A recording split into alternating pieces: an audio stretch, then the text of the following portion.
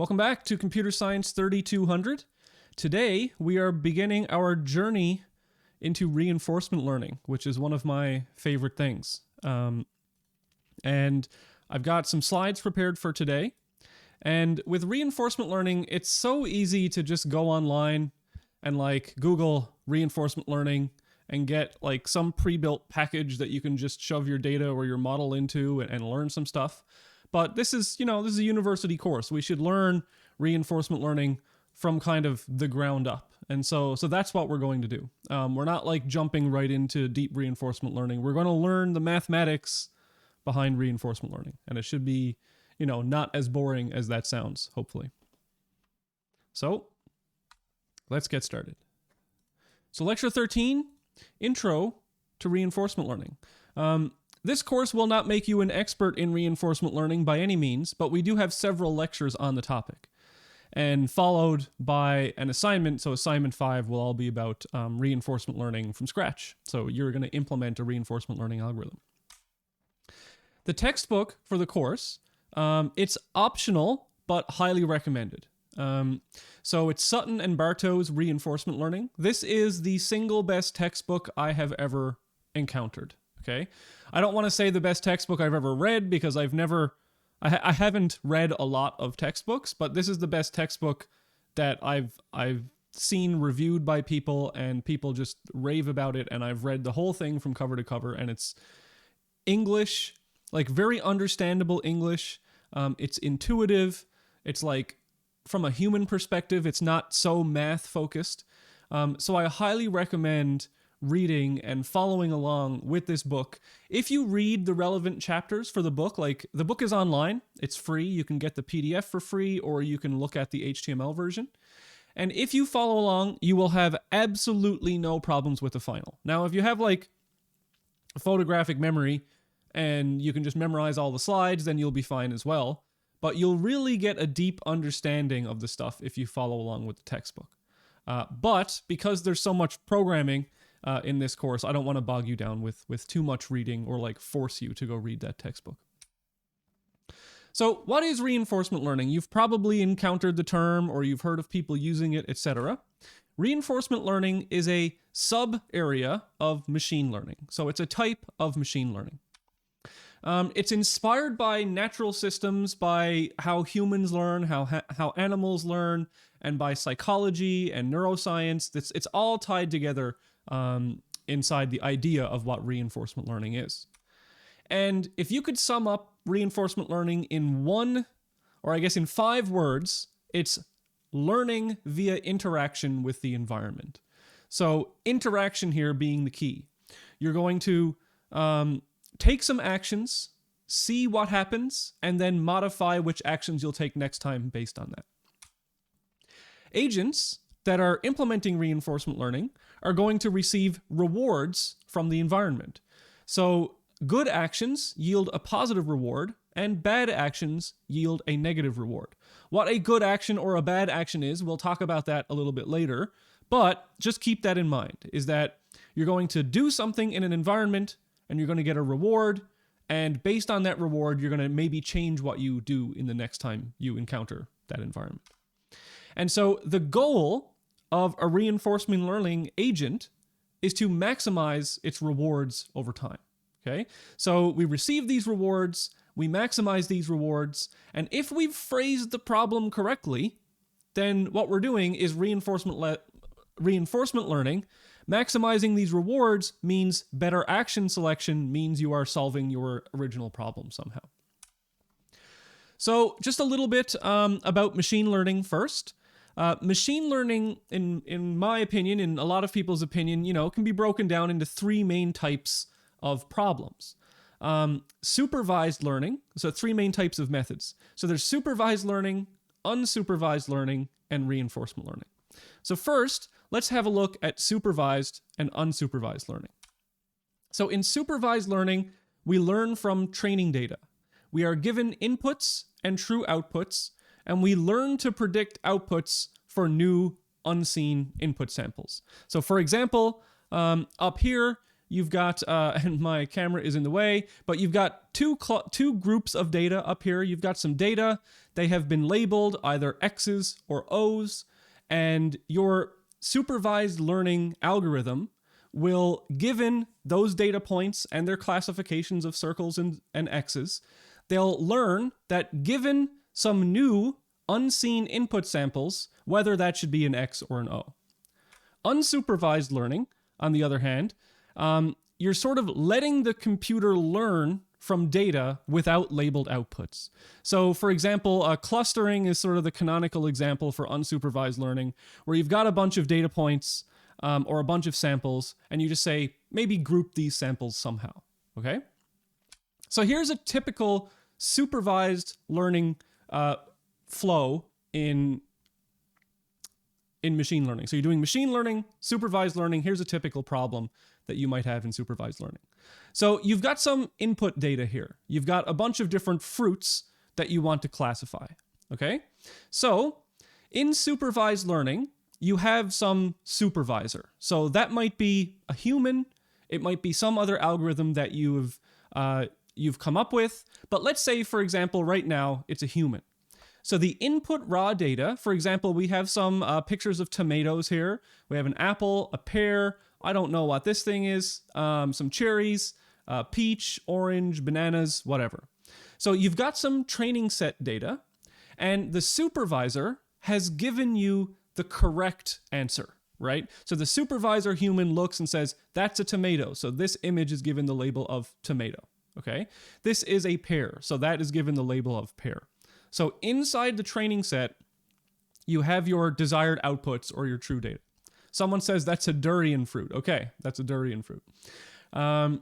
Then what happens is all this input data with the correct labels is fed through your machine learning algorithm, your supervised learning algorithm. So it feeds through the algorithm, some sort of processing happens, and what happens is this algorithm changes its guesses over time somehow, and that is your model. So the model is the system that you create, which when you get an input, spits out this is a pear or this is an apple or this is a tomato. That is the model. And over time, as you see more and more sample inputs, your model gets better through some sort of means, right? There are hundreds, if not thousands, of supervised learning algorithms. So I'm not going to say exactly how this works because it's different for every single algorithm. So once you have a model trained, okay, so your model is now trained, you have this model which you're going to pass in a new input.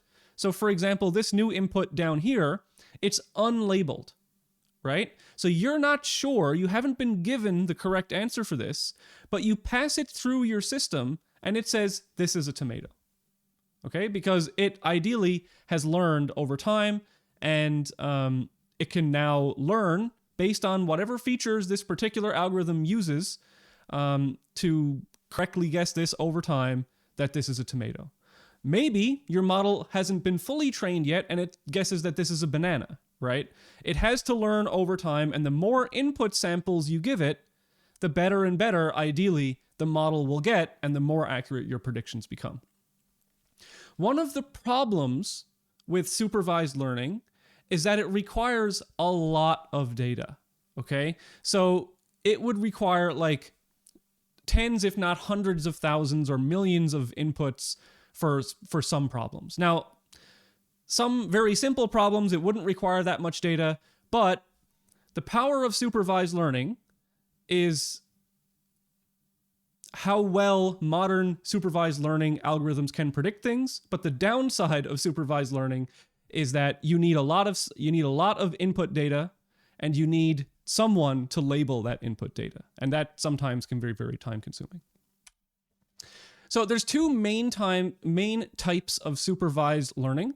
One we just saw, which was classification. So given a bunch of different images of fruit, which of these classes does it belong to, right? So is it a tomato? So you label these things like 1 through 8 or whatever, however many there are, and then your output would be a number from 1 to 8. So that's a classification problem. There are also problems like regression. So for example, if you've ever done like a line of best fit or something in Excel, this is a regression problem. And so what you have in a regression problem is, instead of coming up with just a classifier, like this is type 1, this is type 2, this is type 3, you are trying to learn a formula over time that most closely fits your data set. So the model here would be the system that is outputting this function. And over time, it's reducing the mean squared error of the line of best fit to all the data points in the training set. Okay, so this is just a sort of an animation that shows you what regression is. You're learning this this function over time. Now, whatever algorithm does that, there are many different types of regression. We won't get into that, but this is just like what regression is, for example. An example of unsupervised learning is clustering. And just picture, I'm gonna go to the next slide because it's a little bit better, that we've got some like digits that have been handwritten. Okay, so handwritten digit recognition could be a classification problem. It could be a supervised learning problem. So say, for example, that we have a bunch of handwritten digits like you see in this image, but we're given the labeled data of what each digit actually is. And then we're asked, given a new input number, like a new handwritten symbol, which class do you think it belongs to? Which number do you think it is? That's a classification problem. That's a supervised learning classification problem. Unsupervised learning might say, okay, here's a bunch of handwritten digits. I don't know what they are, but could you please group them by similarity, for example? So what this example has done is it has grouped similar looking numbers together via some algorithm, okay? And so you can see here that like all the things with big circular strokes are up here, and it looks like most of them are zeros. There's some 2s, some 6s. Down here we see the 4s and some 9s that actually look like 4s. Down here we have some 7s and 9s. And so none of this has been labeled by a supervisor. It's not supervised learning. But what you can see is the unsupervised learning algorithm has found patterns in the data. And so you could say, oh, wow, okay, it looks like there's like a group of numbers here and a group of numbers here and a group of numbers here. So what unsupervised learning is really good for is if you, for example, you're at some company and you have a bunch of data, and you might say, okay, here's a bunch of customer data that we have. Do we think that there are some like similarities between our users? We don't know what those are, right? But let's see if we can somehow group them together. And then maybe we could, I don't know, send ads to one group or try and retain another group, etc. And so this is what you can picture all these different digits as different customers, and you'd find patterns in the data that might help your business somehow, okay? Hopefully your business is not just selling ads to people, but, that makes a lot of money, so it's an interesting use case. So that's supervised and unsupervised learning. What about reinforcement learning now? So here's a very important thing. Reinforcement learning is not an algorithm. There's not a single reinforcement learning algorithm. Reinforcement learning is more of a problem-solving specification. What I mean by that is that many algorithmic techniques can be used to solve a reinforcement learning problem. So a reinforcement learning method solves a reinforcement learning problem.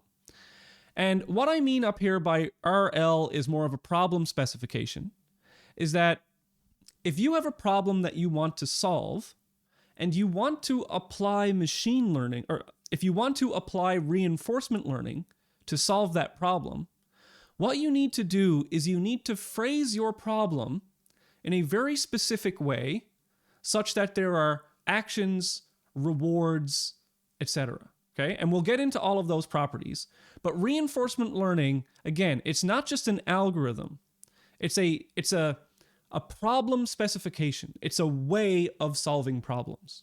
And then there are a bunch of methods and algorithms that you can use such that once you have your problem phrased as a reinforcement learning problem, then you can use those algorithms to try and solve that method.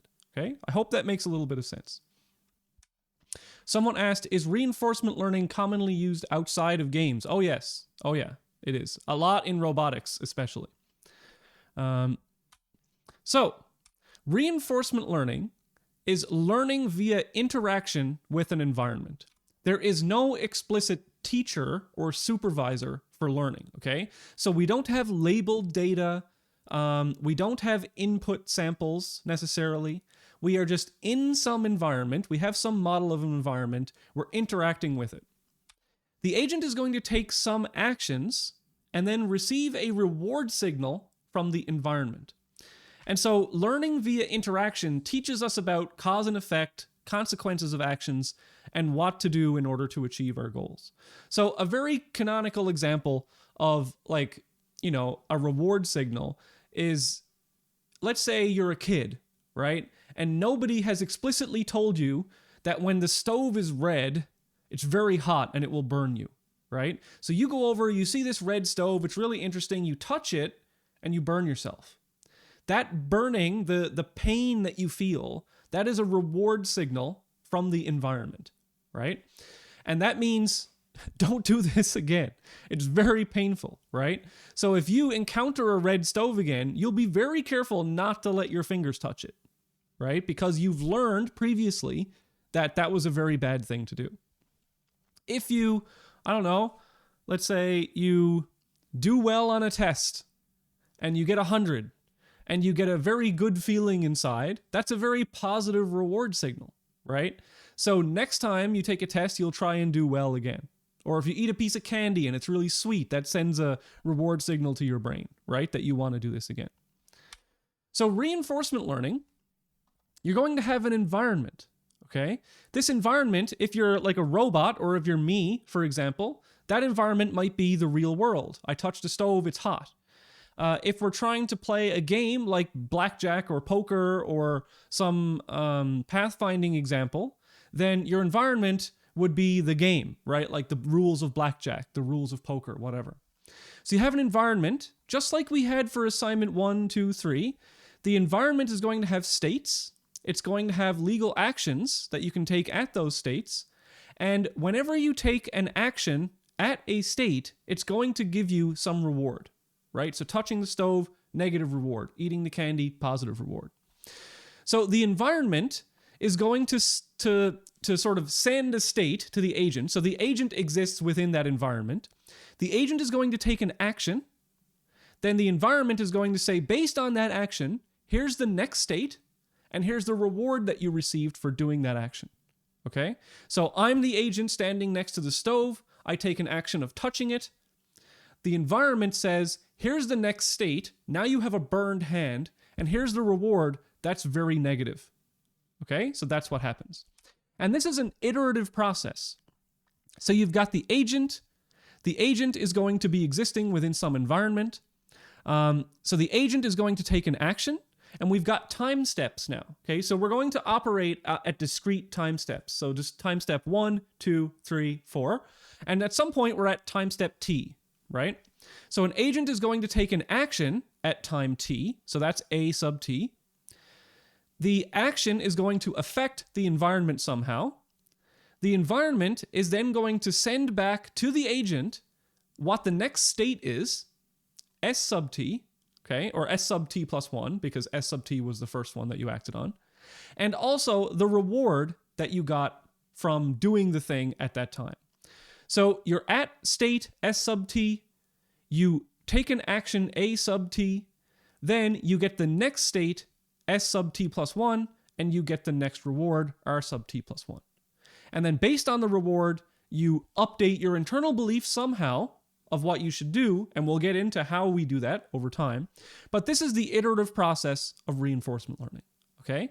So if you want to solve a problem by using reinforcement learning, you have to formulate your problem in a way so that it fits into this framework, okay? Such that you have an agent taking actions in an environment, which then gives you the next state and the next reward.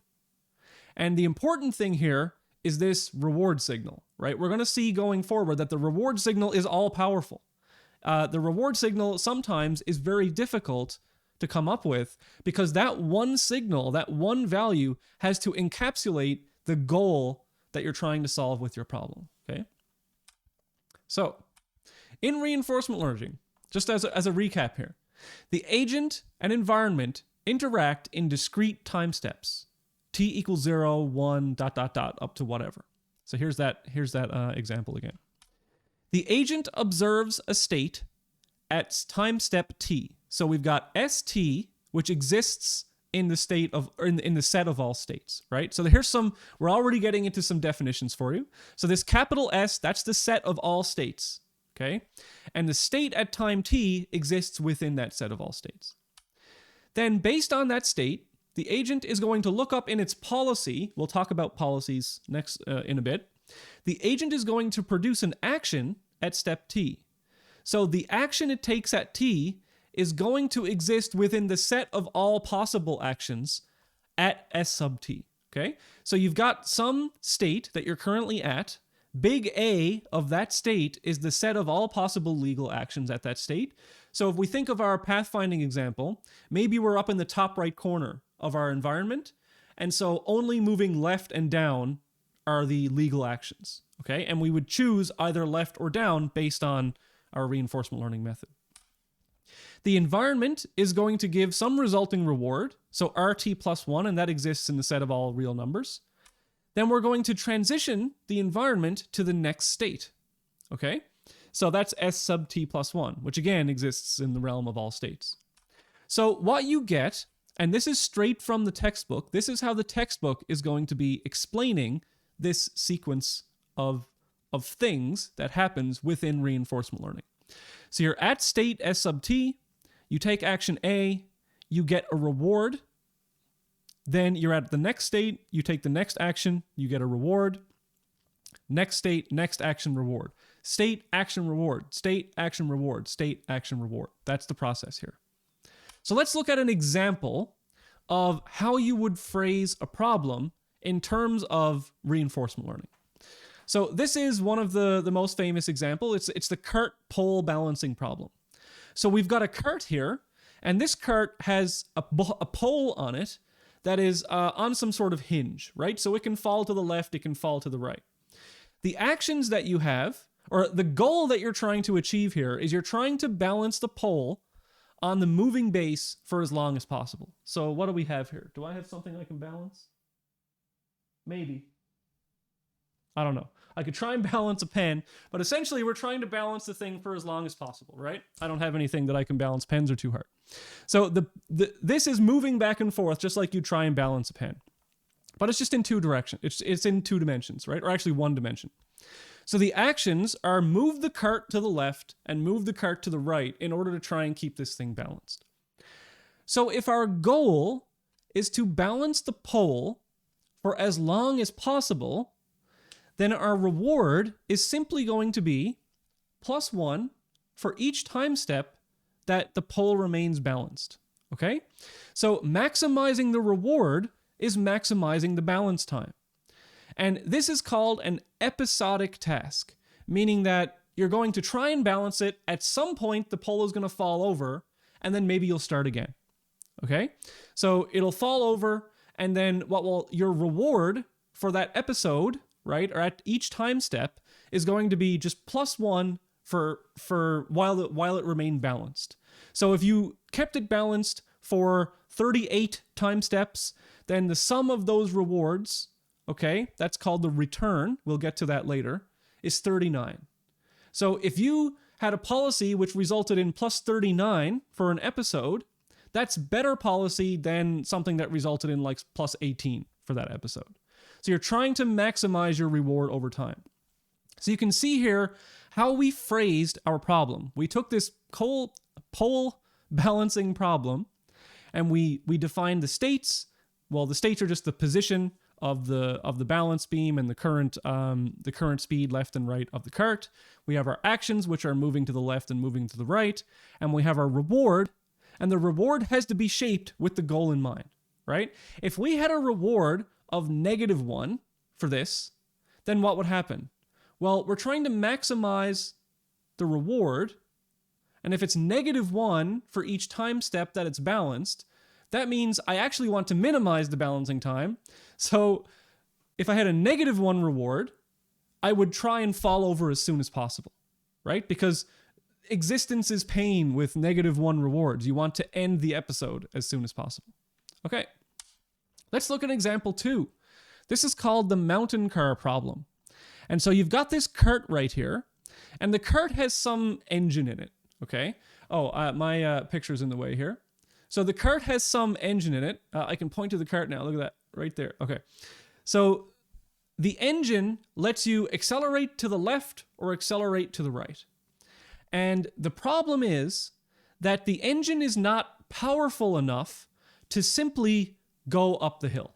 Okay? So picture you're on a hill and it's like there's snow on the hill or something and your tires are slipping. Okay? So what you have to do in order to get out, because your engine is not powerful enough to just straight go up, is you need to move back and forth, and the solution ends up being something like, gain a little bit of height and then accelerate with gravity downward until you get to the other side, and then you accelerate with gravity downward. So you're using gravity to try and like help you go up this hill. Okay, so the rewards are accelerate left and accelerate right. Your goal is to escape to the top of the mountain as fast as possible. And so if you want to do the task as fast as possible, like I just said, what you're going to do is have a -1 reward for each time step. So maximizing the reward here is minimizing the amount of time to the goal, because we'd rather escape in -19 than in -38, because it's a lesser number. And this is an episodic task again, meaning that the terminal state is when we reach the goal. Now, eventually we'll talk about, episodic versus continuing tasks. Me, as a human being, that is a continuous learning task, right? I am not given an extra try once my episode terminates, right? So humans, robots, that sort of thing, those would be continuing tasks. But this one right here is an episodic task. You're going to start at the bottom of the mountain. You're trying to get to the top. As soon as you get to the top, your episode repeats. So let's look at what happens as we're learning, right? Over time, our policy gets better. So we're going to start with some policy, right? So episode 0, maybe we're just trying like random actions. We're not sure what to do yet. A few episodes in, maybe we're starting to get the hang of this, like, oh, okay, I have to sort of use the gravity when I'm in this state. When I'm up a hill, maybe I should accelerate downwards. And by, some amount of episodes in the future, we are actually successfully balancing the pole. We are successfully escaping. So just like any machine learning problem, we are learning over time and we're getting better at the task. Okay.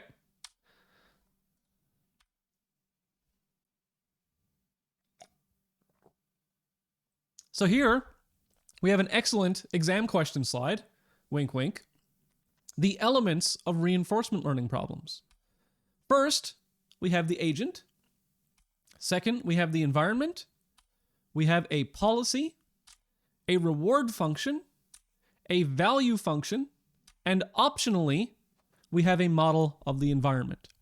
Now, I know I went through that quickly, okay, but that's a really good exam question, this list of stuff. All right.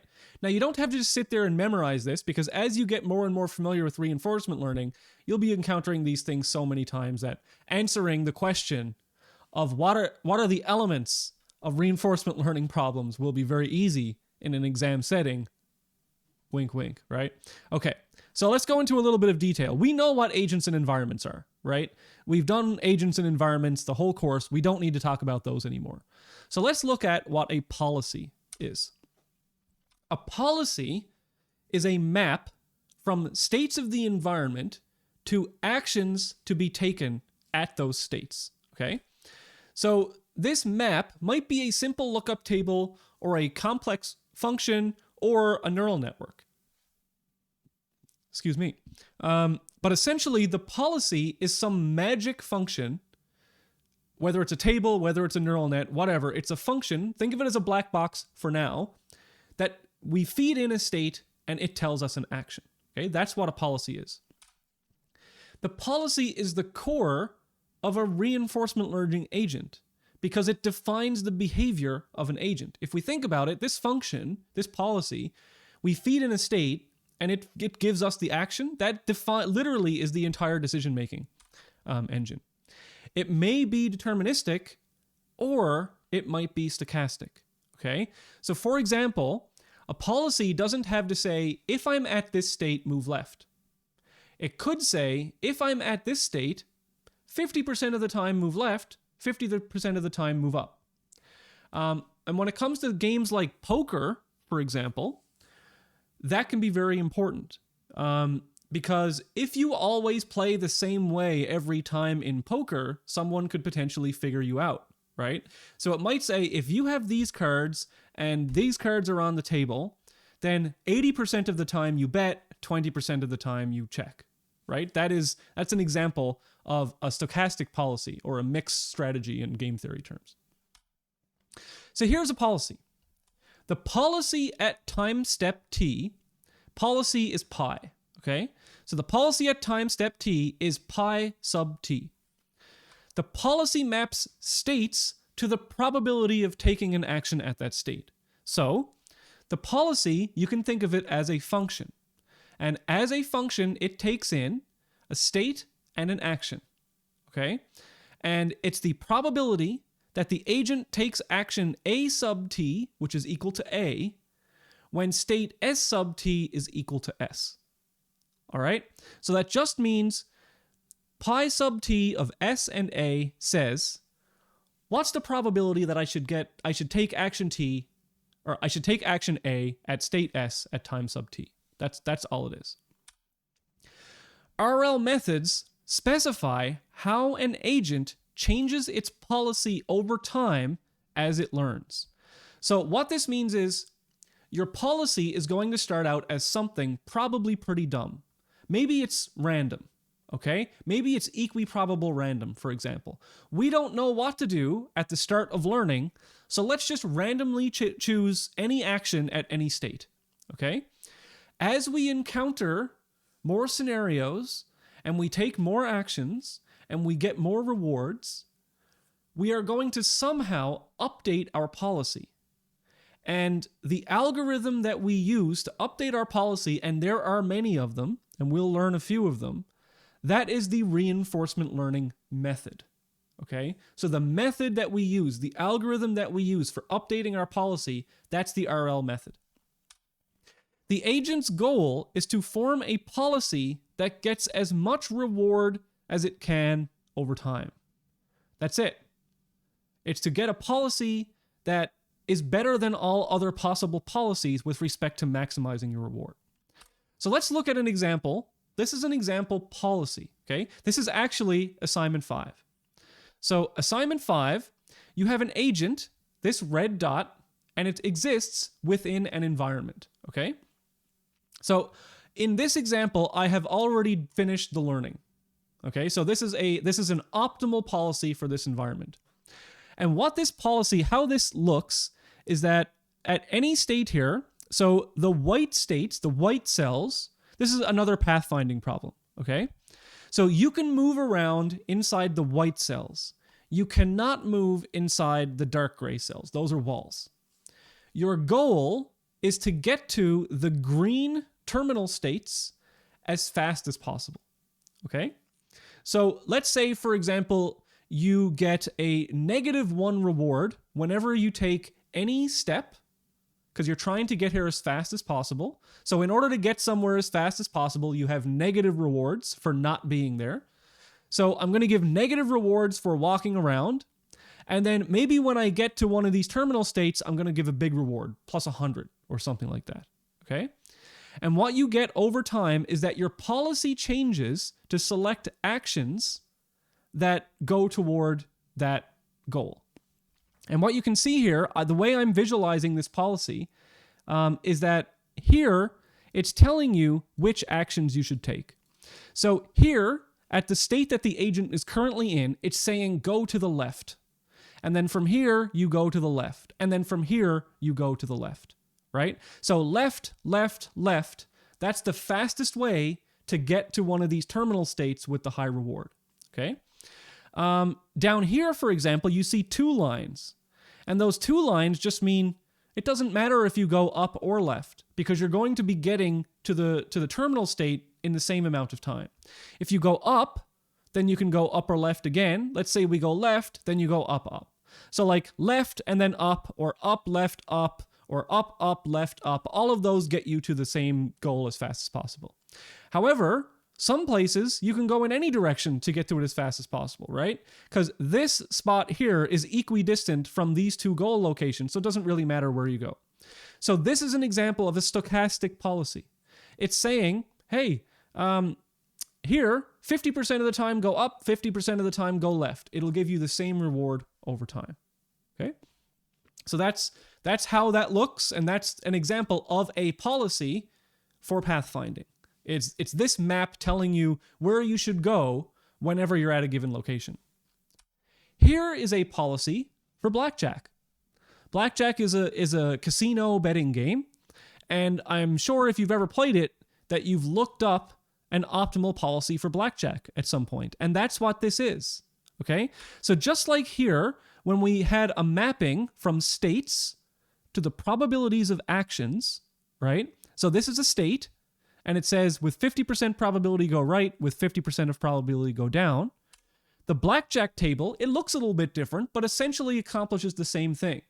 It says if you have a 14 in your hand and the dealer is showing a 7, then you should hit. If you have a 10 in your hand and the dealer is showing a 3, you should double down. Okay? So this is the blackjack table. And you can actually use reinforcement learning to solve blackjack. It's a really interesting problem. Maybe so interesting that it might be the graduate project for this course. Okay? Maybe. I'm not 100% sure yet. But that's a policy, okay? It's a mapping from states to actions. And because these policies are able to be written in a table, and this is like, it's not really a table, but it looks like a table. It's got cells, it's got rows and columns. This one is obviously a table. These are called tabular policies, okay? It's a good exam question. What's a tabular policy?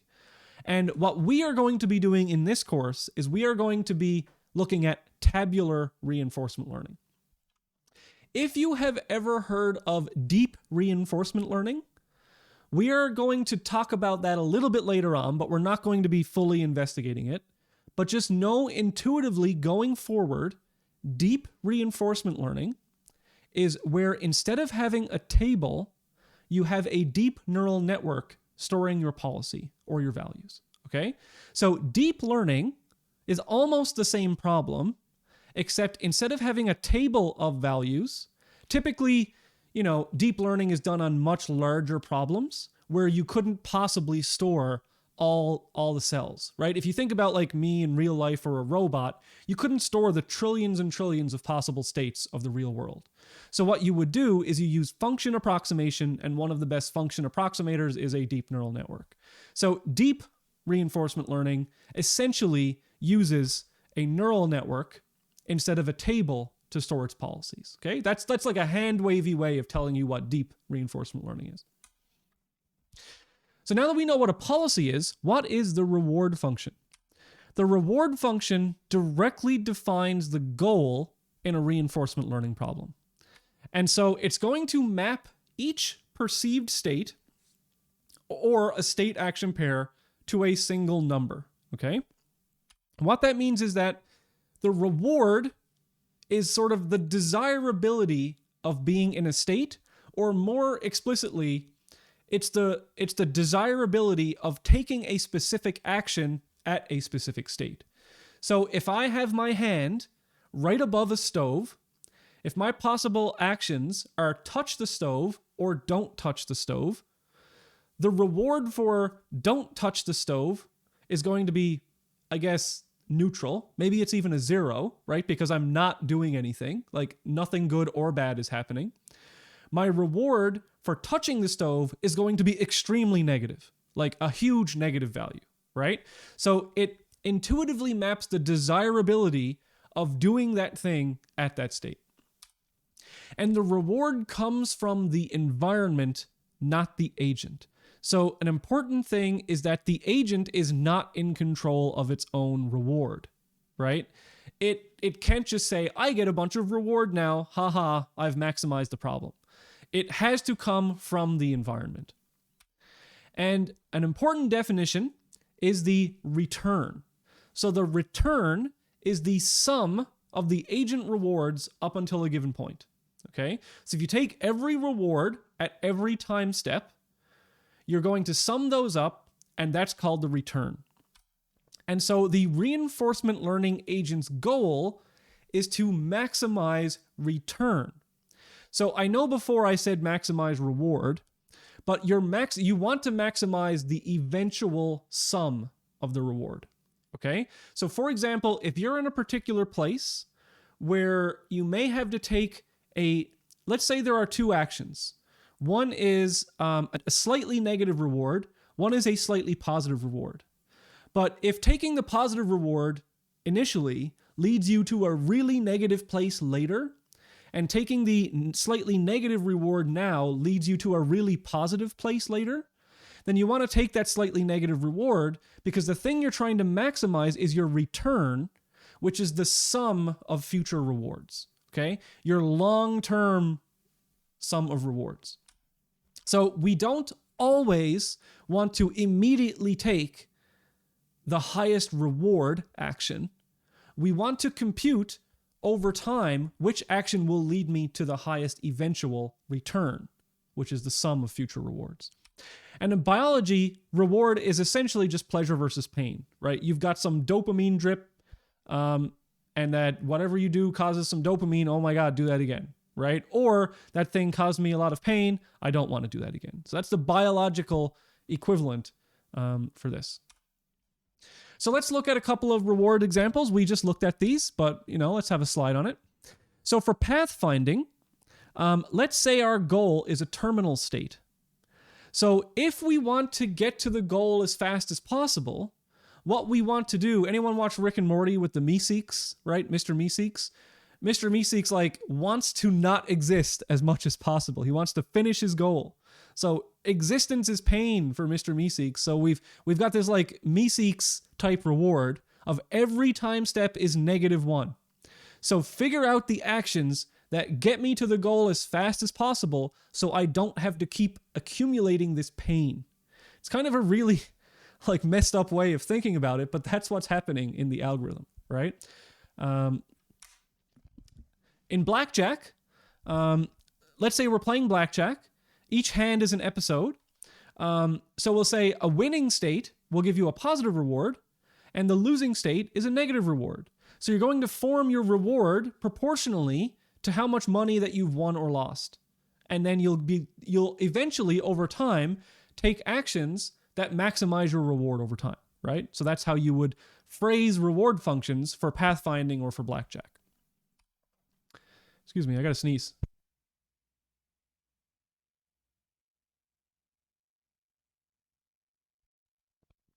Apparently drinking makes you not have to sneeze anymore. Okay. So returns. Let's mathematically define returns then, because this is going to be important. The agent is going to get a reward at each time step. So you've got a reward at the first time step, second time step, third time step, etc. What value do we want to maximize? We want to maximize the expected return. So the expected, this big E is expected, the expected value of capital G of T.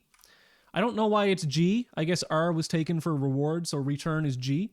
But this is the nomenclature from the book. That's why I'm sticking to it. So the return G sub T, this should be capital T. One second, I'm going to fix this slide.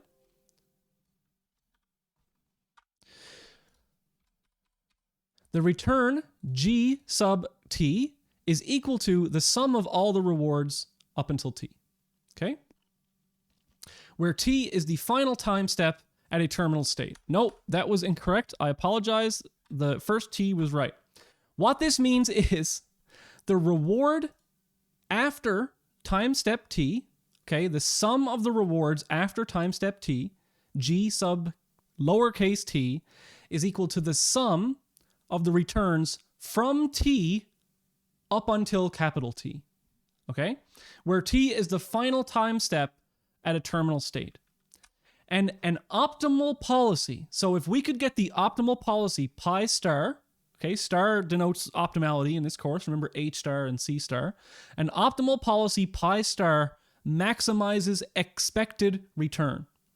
And we say expected return because it's like an average, right? So for example, if we go back to the blackjack table, these values are maximizing expected return.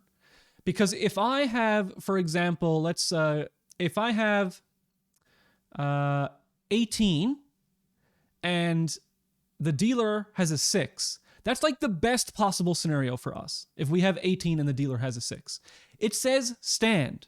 However, the dealer might flip over a 5 and then a 10 and get 21, right? It's still possible to lose if you take that action, but this is the action which is most likely to benefit you long term, okay? So these actions here maximize expected returns in cases where your environment has some stochastic nature, like in blackjack. So someone said, had a question. So non-goal states should be negative as opposed to 0 or indifferent. Well, let's just look at that. It's a good question. So here, if we had negative rewards for each time step, then what we do over time is minimize that or maximize the reward or maximize the return. And if we think about it, if we get -1 at each time step, then the return is the sum of -1s, which is essentially -1 times the distance to the goal, right? So let's say we took 8 steps to the goal, our return would be -8, right? So if we ever have a path length of 10, that would have a -10 reward. If we have a path length of of 8, that would be a -8 reward. So by maximizing the return, which is lowering the negative number, right, we are minimizing the distance. If our reward here was just 0, then we sum up all the zeros and we still get 0. So what would happen is we have a path of length 50, which has the same return, which is the sum of rewards, as a path of length 3. And so we're not minimizing anything. In fact, we're not really learning anything if we do that, right? So you have to frame the rewards so that they're doing what you want them to do. And in the case of pathfinding, typically it's minimizing distance. So you associate distance with negative reward. Now, you don't have to have -1 as a reward. It could be -0.6, right? It doesn't matter as long as it's some negative value, and then you will minimize it over time. Okay. So where were we? That's a good question. Really good question. So yeah, we want to maximize expected returns. And we say expected because expected value is essentially an average. What do we think the average is if we do this thing? Okay. And some things need averages because they're stochastic in nature. And we'll go over this problem in the next lecture. The value function. So the value function. Value functions, okay. So rewards are what are immediately good. Value functions indicate what may be eventually good or bad on expectations. So the value of a state or the value of a state action pair is the total amount of reward an agent can expect to accumulate in the future given that it's currently in that state. Okay? So values indicate long-term desirability. So let's say your current state is you are in midair falling out of an airplane. Okay? Your reward at that state is pretty negative. Your reward at that state is pretty neutral. You're just falling through the air. There's nothing bad happening to you at that point, right? In fact, it might actually be fun to fall through the air out of an airplane. Tens of thousands of people do it every year. The problem is whether or not you have a parachute on, right? As the joke goes, I'm not afraid of falling, I'm afraid of the sudden stop at the end. So the value of being in the state of falling from an airplane might be neutral. The reward of being at that state might be neutral because nothing is currently happening to you. But the value of being in that state is horrendously negative because eventually you're going to get this huge, loud, crashing negative reward. Okay, see how that happens? So if you are falling toward a fire, right, nothing is currently happening to you. If you can take an action that like pushes you out of the way of falling into the fire, then that action might not immediately get you any positive reward. But what it will do is it will save you from the eventual huge negative reward of falling into that fire. So the value of that push right now might not give you a big reward, but the return that you'll get on that push is huge, right?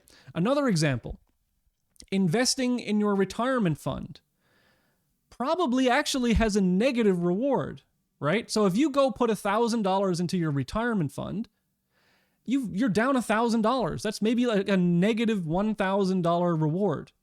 But the return over time that you get from investing that money is a huge positive value. See how that happens? See how that works? So value, again, is the total amount of reward an agent can expect to accumulate in the future, given that it's currently in that state. So a good exam question might be, what's an example of an action that has a negative reward, but a positive return? And you should come up with an example, maybe one that I didn't say in class. So just think about that. Where in life do you do immediately negative things in order to get long-term rewards? Okay, so the value function, if reward is immediate pleasure or pain, then value is how pleased or displeased are we to actually be here, right? I may not be feeling pleasure or pain just yet, but how pleased am I really to be here if I'm falling out of an airplane, right? So we seek actions that have the highest value because those bring the highest eventual return. Value is harder to determine than reward. So we know what the exact reward is, right? The reward is the immediate signal that the environment gives you. -5, +100, whatever. But value is not directly given to us. Value has to be, we have to collect data samples, we have to interact, and we have to sort of accumulate and determine these values over time. So our policy, ideally, what's going to happen is it's going to take high-valued actions for each possible state. High-valued actions. Now, it's usual that high-valued actions correlate to high-rewarded actions, but it's not always the case. So here's an example. In pathfinding, non-goal states on the best path to the goal have high desirability and a high value. So actions taking us to that path have a higher value, right? So if we go look at this example, oh geez, I'm going way back in the weeds here now. So what would the value of this state be? Well, I'm not going to get into all the math now, but let's take an abstract look at that. If we have like the optimal values calculated here, then if we're at that state, well, if we get a -1 reward from every movement until we get to here, and let's say we just have 0 reward as a terminal state for now, then if it's going to take me 3 steps to get to this state, the immediate reward, okay, from taking an action is -1, but the value of being here is -3 because it's going to take 3 steps to get to this state. All right? That's what value essentially is. All right. And in blackjack, me having 20 with the dealer showing a 6 has a high probability of me winning. So that has a high value. Even if I stand at 20 and the dealer ends up getting 21, and that gives me a negative reward, over time, 90% of the time I'm going to win this hand. So I'm going to show over time, as I average all of these values, as I average all of the returns, that this state is going to have a high value. So take me to this state. I want to get to 20. All right. A model of the environment. So I said that a model of the environment was optional. So a model of the environment mimics the behavior of the environment. So for example, given a state and action, the model may attempt to predict the next state. So models are used for planning. So for example, in A* or alpha beta or breadth first search, we need to have a model of the environment, right? We need to have the actual game rules of Connect 4 in order to apply a search algorithm, because we have to be able to simulate the environment forward in order to do minimax, right? And that requires a model of the environment. But it's not necessary for reinforcement learning in general, because I could be walking around in my environment and just like a real robot could be in a real environment and like touching things, interacting with things. Maybe I don't even know the rules of blackjack, right? I don't know the distributions of the cards. I don't know what the cards exactly do. But if I just take actions and keep track of their value over time, I'm learning to play blackjack without a model of the game. Now, whenever we actually play games in a computer, right, if we program the thing, then we have to have a model, right? Because the model is necessary for actually programming the simulation. So the simulation is the model, right? So if we're doing it entirely within the computer, we kind of do need the model. But if we're in the real world, the good thing is reinforcement learning doesn't require a model. But if we wanted to do A* in the real world, we would need to know the model of the environment and the physics of the real world and stuff like that. So while heuristic search is awesome, and I really love heuristic search, one of the huge downsides of heuristic search is that it requires a model of the environment, whereas reinforcement learning and machine learning do not. Okay? Exploration versus exploitation. This is an important concept in reinforcement learning. One of the main challenges in reinforcement learning is the trade-off between exploration and exploitation. So here's why. To obtain a lot of reward, or to obtain a high return, agents must prefer taking actions that it knows produce good results, right? So in order to get high returns, I have to do the things that I know have been good so far. But in order to learn which actions produce good rewards, I have to try them first. So the agent must exploit the knowledge that it has, but also explore in order to gain more knowledge.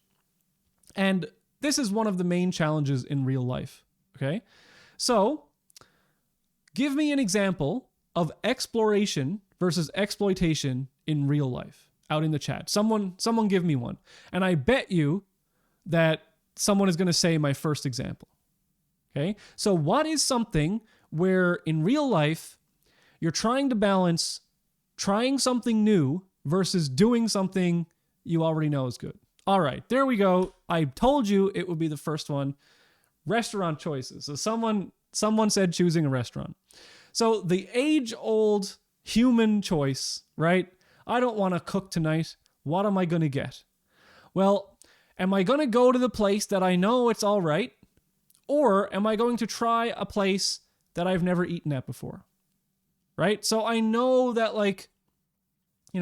I know Wendy's is pretty good, but I haven't tried In-N-Out yet. What if I don't like it? What if it's worse than Wendy's? Right? Maybe I'll regret that decision. Maybe it'll give me a negative reward, but I've got to try it at least once in order to know it, right? Someone else said vacation plans. Exactly. So do I go to Hawaii, which I know has been awesome in the past?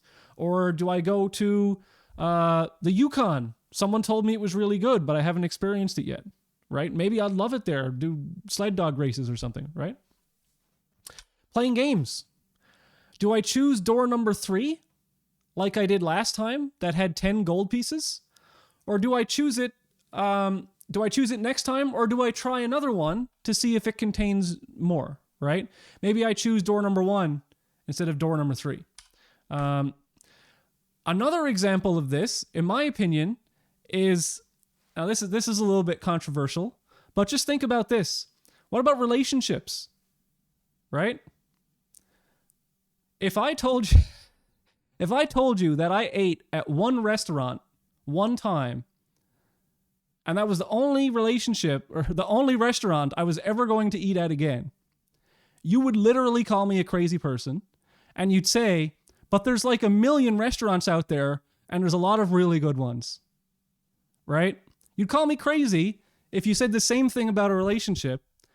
Unfortunately, the unfortunate part about relationships, though, is that unlike a restaurant, they're not going to get, how do you phrase it?